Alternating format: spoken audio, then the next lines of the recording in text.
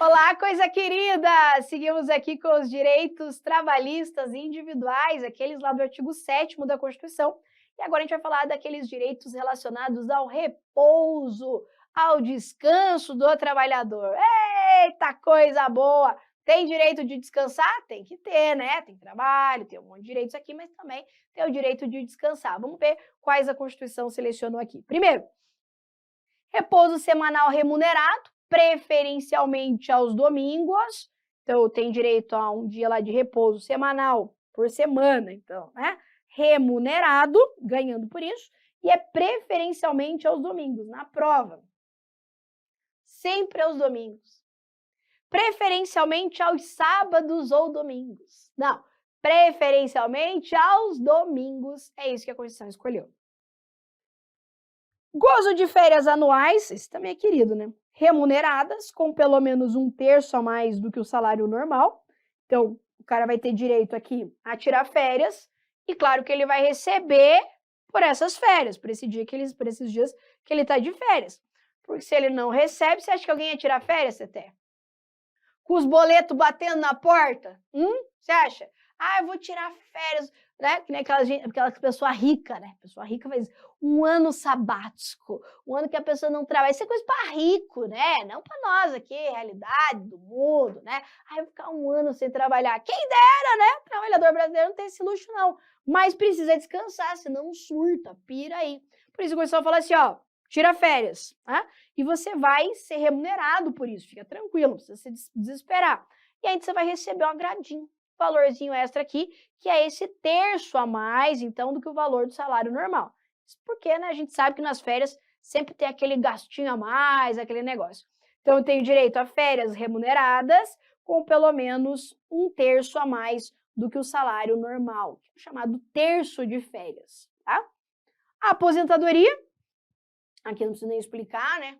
Benefício, então, de natureza previdenciária, né, em determinadas situações, isso você aprofunda lá mesmo no direito previdenciário. Só lembrar, então, que a aposentadoria é um direito social aqui elencado na Constituição.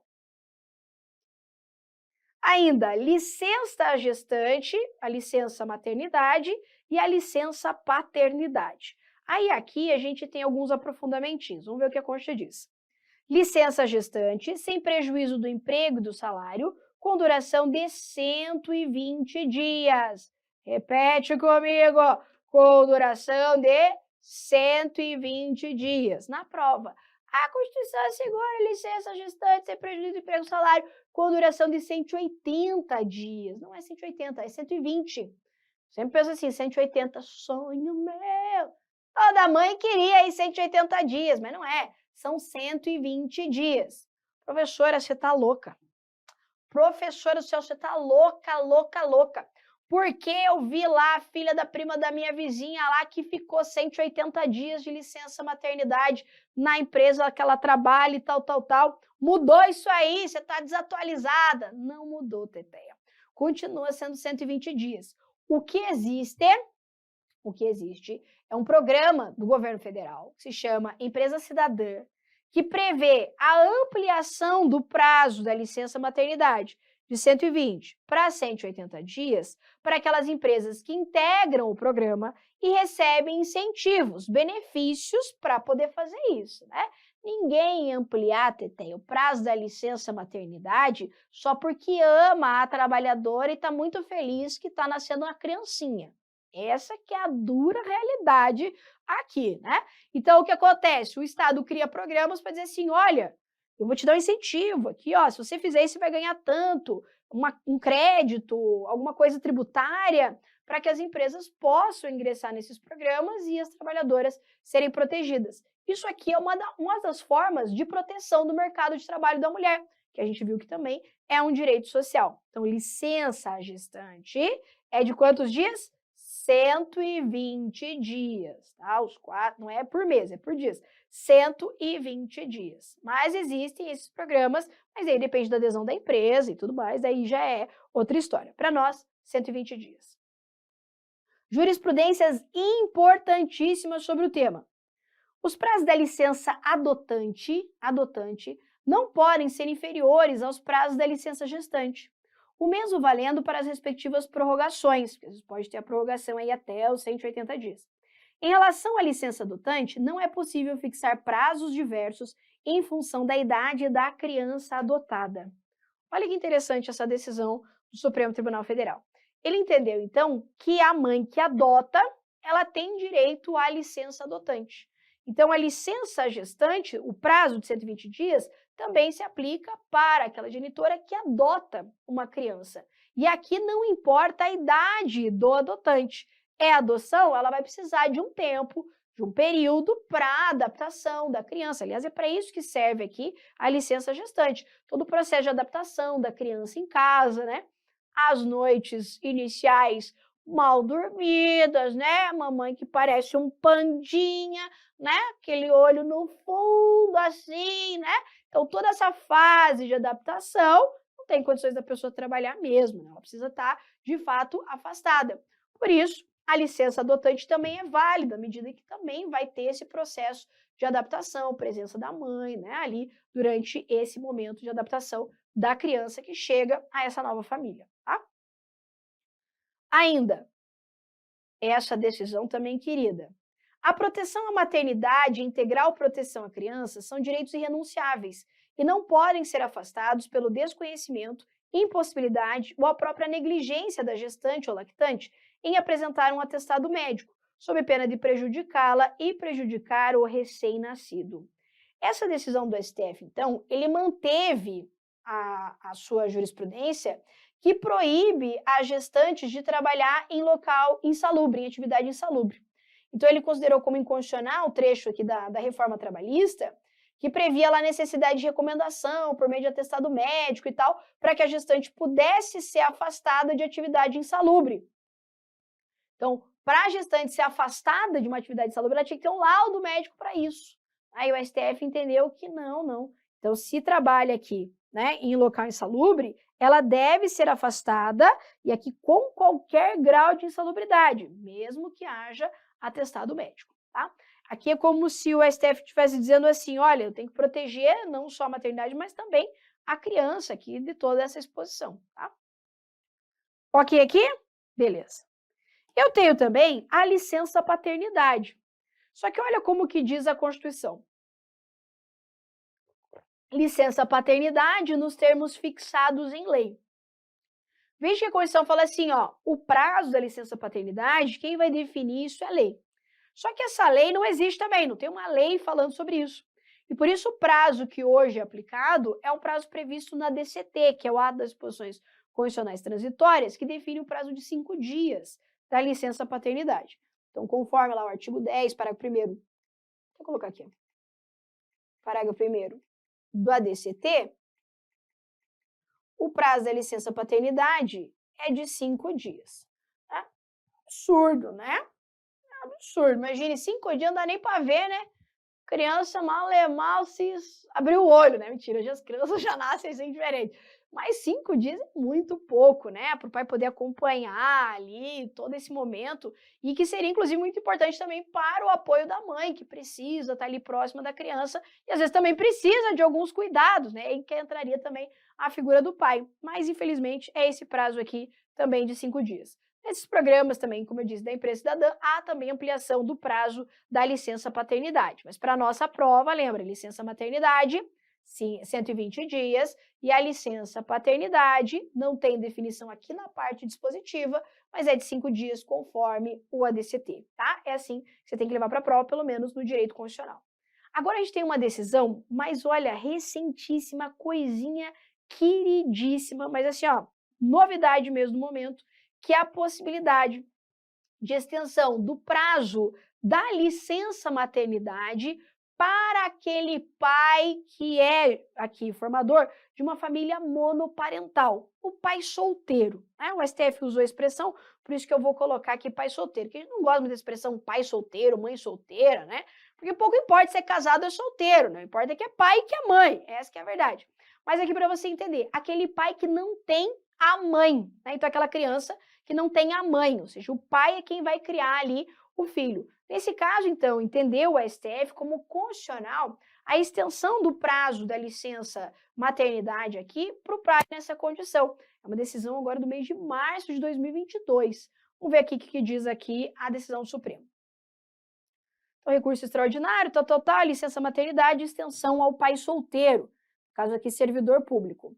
Então, olha só que interessante, eu gosto de ler o texto da decisão, porque essas bancas recortam exatamente, né?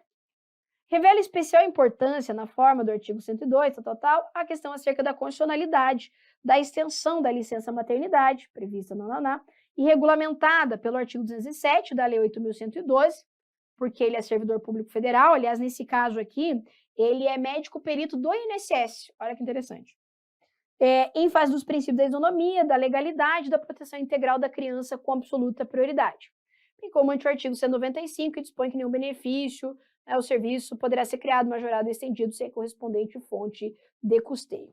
A tese firmada, à luz do artigo 227 da Constituição, que fala da proteção da criança, que confere proteção integral da criança com absoluta prioridade, e do princípio da paternidade responsável, a licença maternidade, prevista no artigo 7º da Constituição e regulamentada pelo artigo 207 da 8.112, estende-se ao pai genitor monoparental, ou seja, aquele pai que está ali com o seu filho e que não tem a mãe.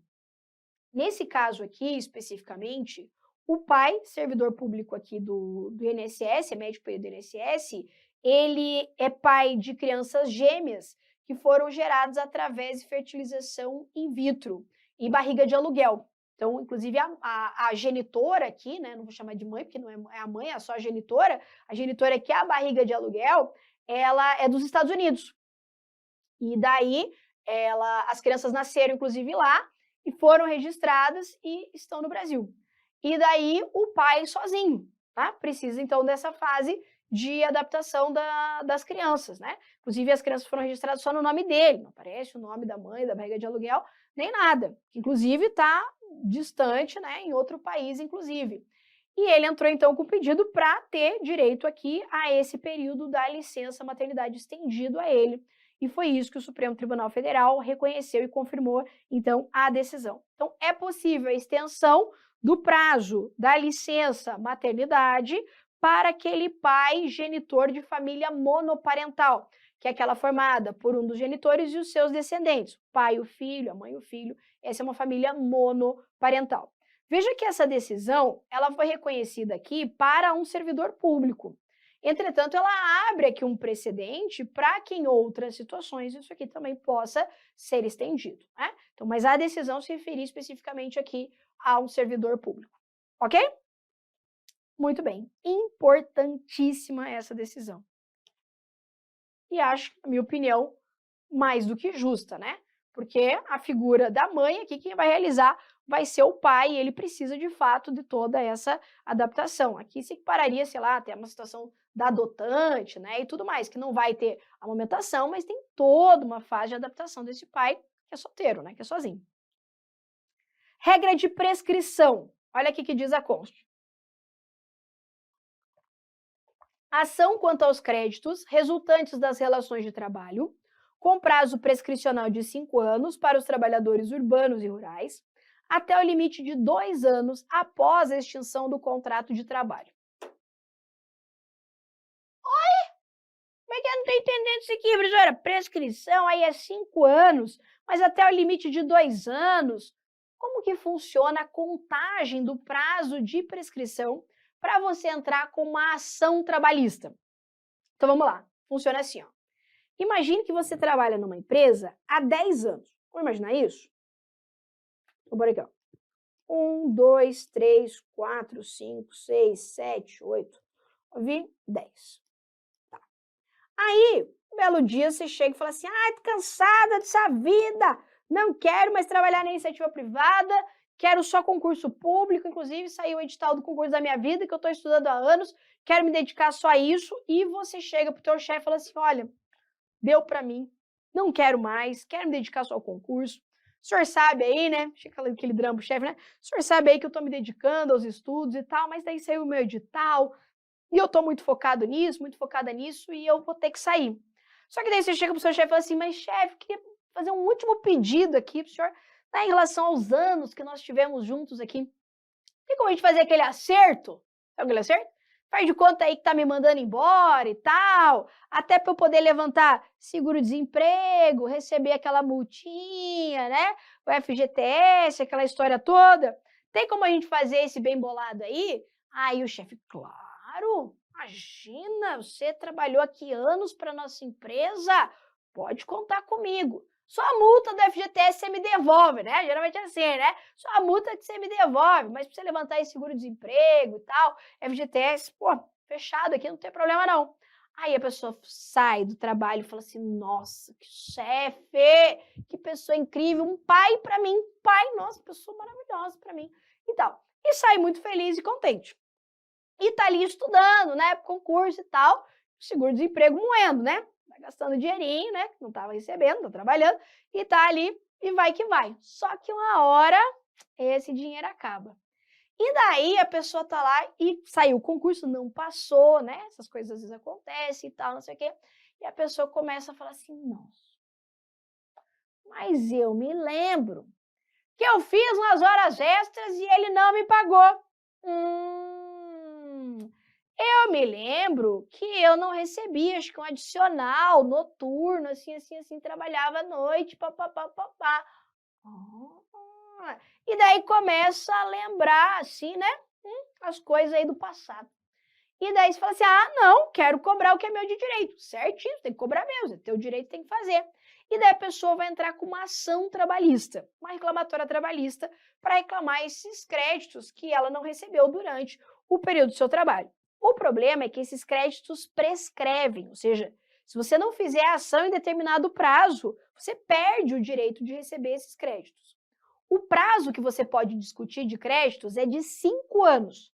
Só que você tem até 2 anos contados da extinção do seu contrato de trabalho, ou seja, quando você deixou o seu emprego, para fazer a sua reclamatória trabalhista. E esse prazo é contado dia a dia. Então, vamos imaginar que você saiu lá do seu emprego e saiu, o cara falou que não ia fazer acerto, nem nada e tal, e daí você já saiu brabão lá e tal, e já fez a tua reclamatória trabalhista. Tá certo? Já entrou com ação trabalhista. Nesse caso, se você fizer, então, saiu do trabalho lá, aqui é a extinção, a data que você saiu, né? E você vai fazer a tua ação, você vai discutir do teu contrato 5 anos para trás. Vamos ver aqui, ó. 1, 2, 3, 4, 5. 5. Não ficou muito melhor, mas deu. Professora, mas eu trabalhei 10, né? Eu trabalhei 10. E o que ficou para trás? Prescreveu. Então, aqui já era. Tá. Aí, vamos imaginar que você não saiu e fez a ação de cara. Lembra? Você ficou lá estudando para concurso, aquela história, e não sei o quê, e amor, papapá. Um ano depois, você viu que não deu certo, acabou não passando e tal, e que lembrou dos créditos que você tinha para receber. Você pode entrar com a tua reclamatória trabalhista ainda? Pode. Você tem até 2 anos para fazer isso. Então, imagine, eu tenho 2 anos. 1 ano, 2 anos, certo? Vamos imaginar, então, que você faz aqui, ó, no primeiro ano. Veja que, nesse caso, você vai contar 5 anos retroativos, ou seja, a prescrição de 5 anos, da data que você entrar com a ação. Então, nesse caso, ó, retroativo daqui, você vai conseguir discutir do teu contrato mesmo só 4 anos. Mas veja que deu 5 anos, né? Da data que você faz a ação. Então, olha só, 1, 2, 3, 4, 5. Mas do tempo que você trabalhou mesmo, dos créditos, você vai discutir 4. Você entendeu? Então, a prescrição é quinquenal, ou seja, são 5 anos, mas esses 5 anos são contados retroativos da data que você faz a atuação trabalhista. Então, se você esperar 1 ano para fazer, você não vai conseguir discutir 5 anos do teu contrato, você vai discutir só 4. Assim como se você esperar, sei lá, até o finalzinho lá, deixou para a última hora, brasileirinho, né? Eu vou fazer aqui no último ano, tá bom. Só que você vai discutir apenas aqui 3 anos do teu contrato de trabalho. Você tá entendendo? Mas se você contar da data que você fez a ação, são 5 anos retroativos. Professora, eu mosqueei. daqui já no 3º ano, posso fazer minha ação trabalhista? Não pode, está prescrito. Você entendeu? Sabendo disso agora, vamos ler de novo o que diz a Constituição, que acho que agora fica mais claro. Então, a ação quanto aos créditos resultantes das relações de trabalho, aquilo que você deveria ter recebido e não recebeu, com prazo prescricional de 5 anos para os trabalhadores urbanos e rurais, até o limite de 2 anos após a extinção do contrato de trabalho. Então, ele está dizendo, o prazo é de 5 anos, mas você tem até 2 anos para fazer essa ação após a extinção do contrato de trabalho. Você entendeu aqui? Beleza? É essa a regra de prescrição trabalhista. Seguindo, direito aqui à participação nos lucros ou resultados, desvinculada da remuneração e, excepcionalmente, participação na gestão da empresa, conforme definido em lei. Veja aqui também lei ordinária, não é lei complementar. Aqui, o que você tem que lembrar? Que a participação nos lucros ou resultados, ela é desvinculada da remuneração. Na prova vem assim, ó, vinculada à remuneração. É como se eu dissesse assim, ó, uma coisa é a sua remuneração, outra coisa é o direito de participação nos lucros ou resultados. São coisas distintas, desvinculadas. E ainda eu tenho um outro direito, que é a participação na gestão da empresa, que essa se dá de forma excepcional. Então, eu tenho direito à participação nos lucros ou resultados da empresa, desvinculada da remuneração. Então, uma coisa é salário, outra coisa é participação nos lucros, ok? Separado aqui. E, excepcionalmente, participação na gestão da empresa. Professora, eu nunca recebi nada disso. Mas nem eu, quando eu trabalhei nas empresas aí, né? Carteira assinada lá, também nunca recebi. Por quê? Porque isso depende de lei. Então, é a lei que vai dizer quais empresas têm que pagar esse tipo de participação. Tanto que a Constituição já manda lá, né? E, excepcionalmente, participação na gestão da empresa, tá? Então, participação nos lucros ou resultados, que não tem nada a ver com a remuneração, não é salário, uma coisa é uma coisa, outra coisa, e, excepcionalmente, participação na gestão da empresa. Mais nada você precisa saber. Porque na prova é assim, ou vem vinculada à remuneração e vem e sempre participação na gestão da empresa. Errado, porque é algo excepcional. É só você lembrar, né? Participação na gestão da empresa. Ah, todo mundo tem participação na gestão da empresa? Não, é algo excepcional, tá? Assistência aos filhos. Assistência gratuita aos filhos e dependentes desde o nascimento até 5 anos de idade em creches e pré-escolas. Então, aqui vem na prova assim, ó, assistência gratuita aos filhos e dependentes desde o nascimento até 7 anos de idade. Até 10 anos de idade. Eu vi uma questão que falava até 21 anos de idade. Aí falava creches, pré-escolas, ensino fundamental, médio e superior. Pensei comigo, na Alemanha, de certo, né? Na Suíça, talvez. No Brasil, não. No Brasil, não. É creches e pré-escolas até quanto? Apenas até 5 anos de idade. Lembra da jurisprudência lá do mínimo existencial?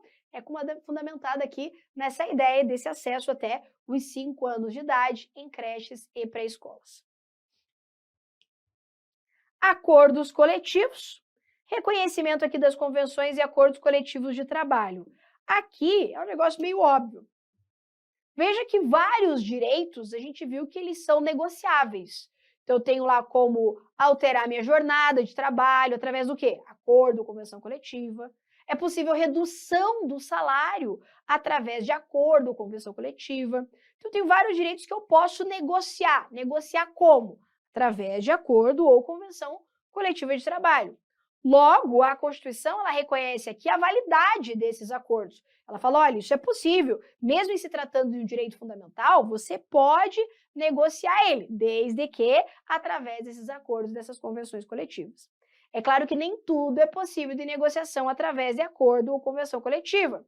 Por exemplo, o trabalho noturno, ele deve ser superior ao trabalho diurno.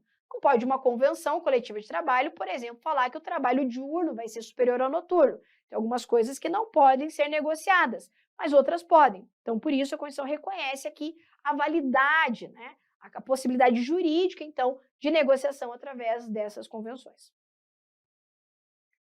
Ainda, parágrafo único, que vai falar a respeito dos direitos dos domésticos. Então, olha só.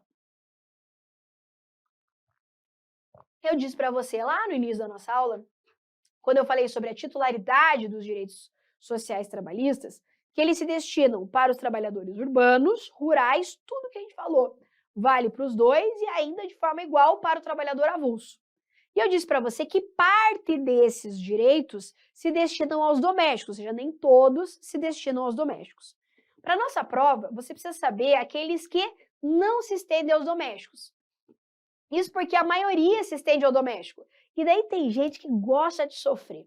Vai lá e tenta decorar aqueles que se estendem aos domésticos. Até, não.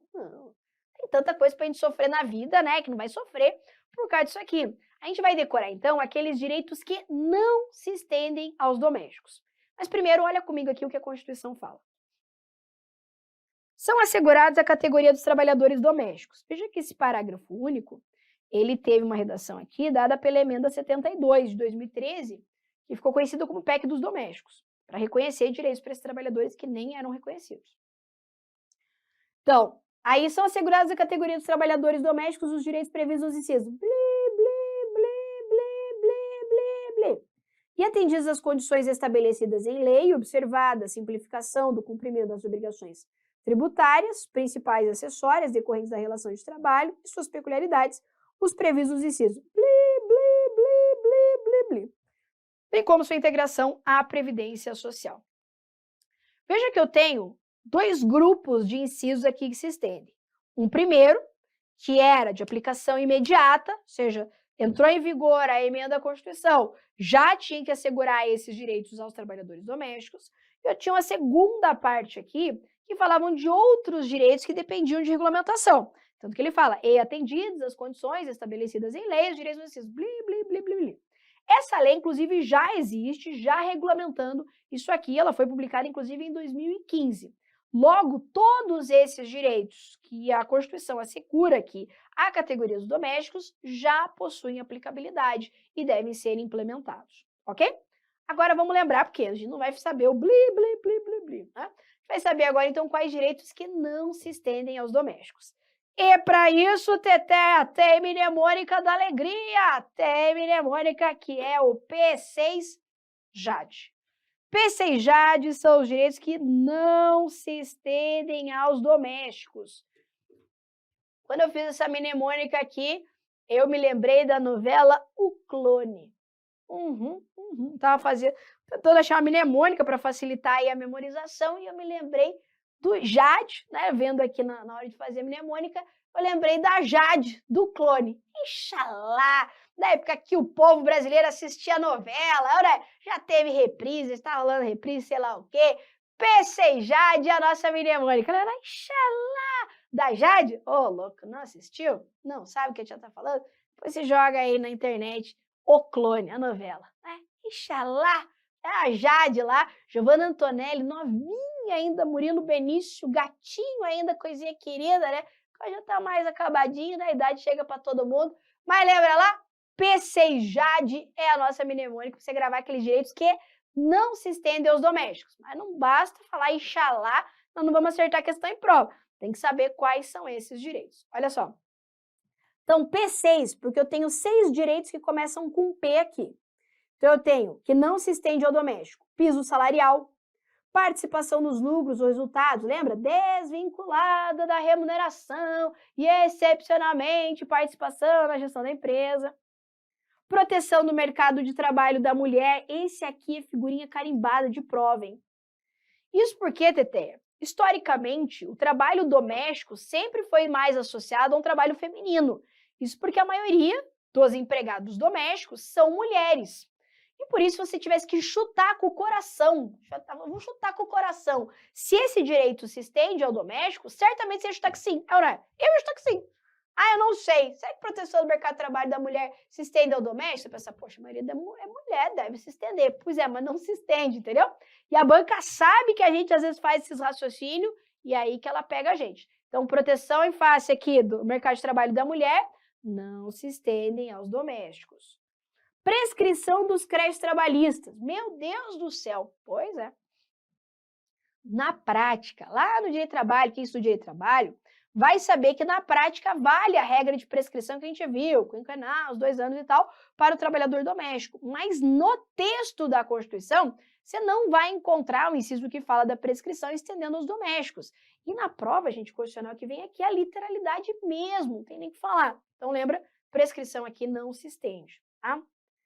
Proteção em face da automação na forma da lei, proibição de distinção em trabalho manual, técnico e intelectual, lembra lá da minha mãe, a jornada de 6 horas para turnos ininterruptos de revezamento, que não é o caso aqui, o adicional, daí o JAD, né? O AD, de adicional de remuneração para atividades penosas, insalubres ou perigosas. Aqui é meio complicado, né? Porque tem as casas, vamos falar, que é meio insalubre, né? Aí vai lá, às vezes, né? A gente chama de tata aqui no sul, né?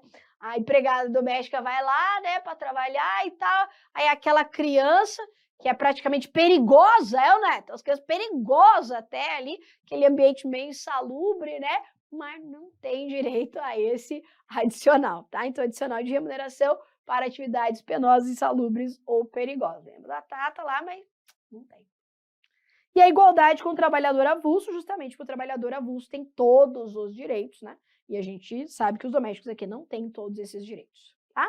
Então, PC e JAD, espero que te ajude aí você a memorizar. Infelizmente, as questões vêm assim, ó. O direito ao piso salarial se estende aos domésticos. Aí você tem que saber que não se estende, entendeu? Então, lembra lá? PC e JAD, 6 P's, J de adicional e o I com igualdade com o trabalhador avulso, tá? Eu disse para você também que alguns direitos se estendem, né, aos servidores públicos. É claro que toda a regulamentação também dos servidores públicos, você vai ter essa extensão aqui, como que isso vai ser executado, através da legislação infraconstitucional de cada ente federativo para os seus próprios servidores. Então, em se tratando de servidores públicos federais, servidores públicos civis federais, a gente tem a Lei 8.112, que vai dar detalhes aqui a respeito desses direitos sociais trabalhistas. Geralmente, a gente analisa esses direitos, e eu volto a falar isso, no tópico da administração pública. Mas eu acho legal a gente já falar aqui também para você saber quais direitos aqui se estendem aos servidores no texto constitucional.